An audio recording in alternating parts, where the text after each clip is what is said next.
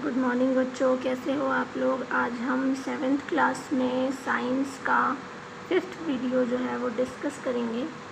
Autotrophic plant nutrition हम पढ़ चुके हैं, तो आज हम हेटेरोट्रॉपिक न्यूट्रिएंट्स, ठीक है, उनके बारे में पढ़ेंगे। टॉपिक हमारा आज का रहेगा हेटेरोट्रॉपिक न्यूट्रिशन इन प्लांट्स। ठीक है, स्टार्ट करते हैं। The organisms including human beings and non-green plants such as fungi, amarbeal, etc. cannot prepare their own food। देखिए, मैंने आपको शुरुआत से ही बताया है कि ऑटोट्रॉपिक वो होते हैं जो प्लांट्स अपने लिए फूड आइटम्स या खाना जो होता है वो खुद ही बना लेते हैं। ठीक है, हेटेरोट्रॉपिक कौन से होते हैं? हेटेरोट्रॉपिक कौन से होते हैं बेटा?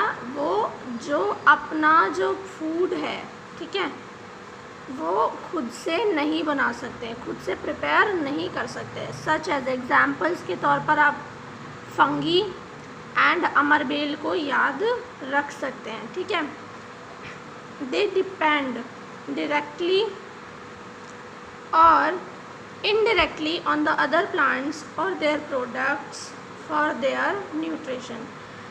ये जो न्यूट्रिशन प्लांट्स होते हैं ये क्या करते हैं? ये डायरेक्टली या इनडायरेक्टली दूसरे पौधों पर जो है डिपेंड होते हैं अपने न्यूट्रिशंस को लेकर।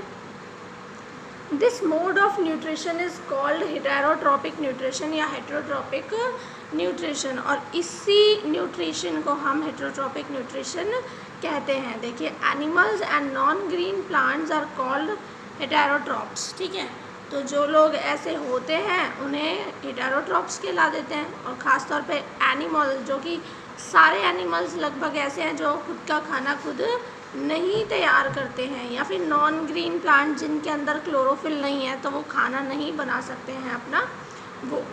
ठीक है, दे आर पैरासाइट्स, सैप्रोफाइटिक और सिम्बायोटिक इन नेचर। देखिए, यहाँ पे 3 शब्द आए हैं, पैरासिटिक, सिम्बायोटिक और सैप्रोफाइटिक। क्या होते हैं ये? देखिए, इन सभी को जो है ना हेटेरोट्रॉपिक्स की कैटेगरी के अंदर रखा हुआ है। हेटेरोट्रॉप्स इनको कहते हैं। 3 अलग अलग तरीके के जीव होते हैं। देखो, फर्स्ट है पैरासिटिक। पैरासिटिक का मीन्स होता है परजीवी। परजीवी का मतलब जो दूसरों के ऊपर उग जाते हैं। जैसे आपने कभी देखा होगा, नीम का जो पेड़ होता है उस पर पीपल का पेड़ उग जाता है, या नीम के पेड़ पर जो है गिलोय उग जाती है। ठीक है, तो वो क्या करते हैं, या फिर कोई बेल जो होती है वो चढ़ जाती है किसी पेड़ के ऊपर, तो वो क्या करती है, धीरे धीरे जो न्यूट्रिशन होता है प्लांट का, नीम के पेड़ का जो न्यूट्रिशन होगा वही न्यूट्रिशन गिलोय भी अपने लिए इस्तेमाल करेगी। तो इस ऐसे जो प्लांट्स हो जाते हैं उन्हें पैरासिटिक कहते हैं, कि जो परजीवी होते हैं, यानी दूसरे जीवों पर डिपेंड करते हैं। उसके बाद में वर्ड आता है सैप्रोफाइटिक।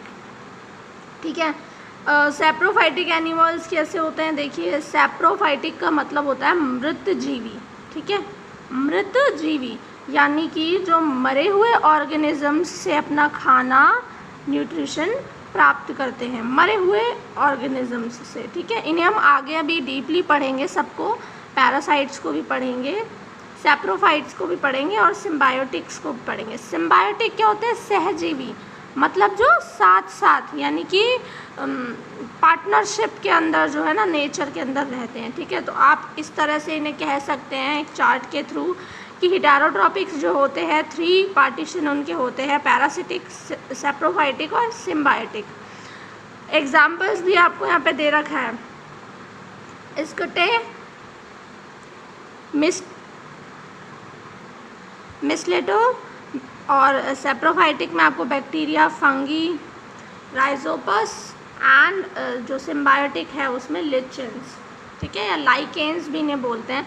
2 तरीके से इन्हें बोलते हैं, लाइकेंस भी बोल देते हैं, लिचेंस भी इन्हें बोल दिया जाता है। ठीक है, तो अब हम पढ़ते हैं पैरासिटिक मोड ऑफ न्यूट्रिशन, यानी अब हम डिटेल में इनके बारे में पढ़ेंगे। तो सबसे पहले हम पैरासाइट के बारे में पढ़ते हैं, पैरासिटिक्स के बारे में पढ़ते हैं। ठीक है, some plants depend on the other plants for food and water. कुछ जो पौधे होते हैं, मैंने कहा इनको परजीवी कहते हैं, यानी कि वो प्लांट्स या एनिमल्स जो दूसरे प्लांट्स या एनिमल्स पर डिपेंड करते हैं। Such plants are called parasitic plants. ऐसे प्लांट्स को क्या कहेंगे? पैरासिटिक। अब क्योंकि कोई एक प्लांट किसी दूसरे प्लांट पर डिपेंड कर रहा है, ठीक है, तो इसका मतलब the plant on which the parasitic plant grows is called host plant. जैसे मैंने आपको नीम और गिलोय का जो है उदाहरण दिया था, तो यहाँ पर जो नीम का पेड़ होगा, जो कि जिस प्लांट के ऊपर कोई दूसरा प्लांट उग रहा है ना, तो जो मेन प्लांट है ना उसे हम होस्ट प्लांट कहेंगे, ठीक है, और उसके ऊपर जो दूसरा उगेगा उसे क्या कहेंगे? पैरासिटिक प्लांट, ठीक है। The parasitic plant have specialised root that penetrate the host plant and absorb nutrients and water from it। अब ये जो पैरासिटिक प्लांट्स होते हैं, ये इनमें एक स्पेशलिटी होती है, एक अलग तरह की इनमें जड़ें होती हैं, जो कि जो मेन होस्ट प्लांट है उसी के अंदर घुसी रहती हैं उसकी जड़ें, और उसी प्लांट के अंदर से उसकी जड़ें जो है एब्जॉर्ब करती रहती हैं न्यूट्रिशंस को और वाटर को, ठीक है। A parasitic plant damages the host plant. अब देखिए, होस्ट प्लांट यानी मेन जो प्लांट है वो बेचारा खाना बना रहा है और उसका खाना जो है दूसरा पौधा भी खा रहा है, तो इसका मतलब उसको वो खाना कम पड़ेगा, यानी कि वो होस्ट प्लांट को डैमेज करता है, ठीक है। Some parasites live on the body of the host. कुछ जो पैरासाइट्स होते हैं वो होस्ट यानी कि मेन जो प्लांट या एनिमल है उसकी बॉडी पर होते हैं। They are called ectoparasites. ऐसे जो पैरासाइट्स होते हैं उन्हें एक्टोपैरासाइट्स कहते हैं, जो बॉडी के ऊपर जो है लिव करते हैं। Some parasites live inside the body of the host. और कुछ होते हैं जो होस्ट जो मेन है उसकी बॉडी के अंदर होते हैं, उन्हें कहते हैं एंडोपैरासाइट्स, ठीक है। एक्टोपैरासाइट्स जो बाहर बॉडी पर होते हैं और एंडोपैरासाइट्स जो बॉडी के अंदर होते हैं, ठीक है। देखिए, कैस्केटा और डॉडर, ये बेटा एक प्लांट होता है कैस्केटा एंड डॉडर। ये जो है इस प्लांट को हम अमर बेल भी कहते हैं, डॉडर को तो हम अमर बेल कह देते हैं, ठीक है, अमर बेल कहते हैं। Is a plant of parasites. ये एक पैरासाइट प्लांट है क्योंकि ये खुद का खाना खुद नहीं बनाता है। It climbs on the branches of other plant. ये दूसरे पेड़ों की शाखाओं पर जो है ना चढ़ जाता है, and with the help of its thread like stems. और इसमें एक खासियत होती है डॉडर के अंदर, अमरबेल के अंदर, कि इसमें बिल्कुल धागे की तरह जो है ना जाल बिछा देता है अपना, बिल्कुल धागे की तरह जाल बिछा देता है।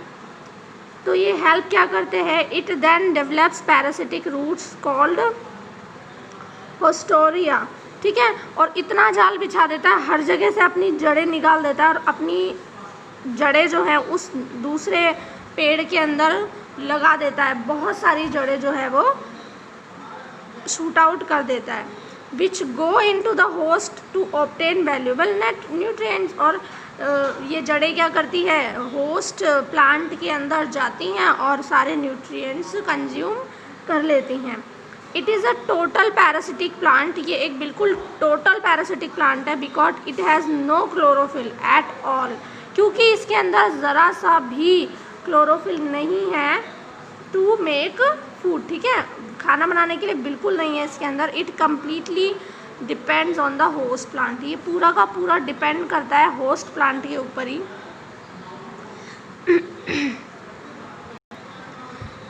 मिस्लेटो is a common parasitic plant that grows on trees such as mangoes, teak and chikoo. देखिए, मिस्लेटो जो है यहाँ पे, इसे भी जो है ना हिंदी में अमरबेल ही कहते हैं। ये भी अमरबेल की तरह ही होती है और लगभग एक की, बस ये क्या होता है, ये कौन से पेड़ों पर उगती है? मैंगोज, टीक्स या चीकू के पेड़ पर जो है ये उगती है, ठीक है। Mistletoe is not a total parasite. लेकिन इस अमरबेल में क्या है, ये पूरी तरह से पैरासाइट नहीं है, क्योंकि इसके अंदर थोड़ा बहुत क्लोरोफिल जो है बनता है, और थोड़ा बहुत क्लोरोफिल जो होता है वो थोड़ा बहुत खाना भी बनाता है, लेकिन ये पूरे पौधे के लिए खाना नहीं बना पाता। तो इसलिए ये होस्ट प्लांट पर डिपेंड करता है वाटर के लिए और न्यूट्रिएंट्स के लिए। देखिए आपको मैं डायग्राम दिखा देती हूँ किस तरह के होते हैं ये पौधे। ये तो मिसलेटो है जो पार्शियल पैरासाइट्स है, थोड़ा बहुत जो है खुद भी बनाता है। देखिए इसमें हरा रंग दिख रहा है, इसका मतलब इसमें कुछ क्लोरोफिल तो है, तो इस वजह से ये बनाता है। और कैस्केटा, ये जो आप धागे देख रहे हैं ना, धागे जैसे जो इस प्लांट के ऊपर जो धागे हैं, ये धागे कैस्केटा या टोटल पैरासाइट्स आप इनको कह सकते हैं, क्योंकि इन धागों में बिल्कुल भी ग्रीन कलर नहीं है, यानी कि क्लोरोफिल नहीं है। ठीक है, तो इसके बाद हम सैप्रोफाइटिक और सिम्बायोटिक दोनों पढ़ेंगे, लेकिन हम इन्हें बाद में पढ़ेंगे। अभी के लिए हम इतना ही पढ़ते हैं। Thank you.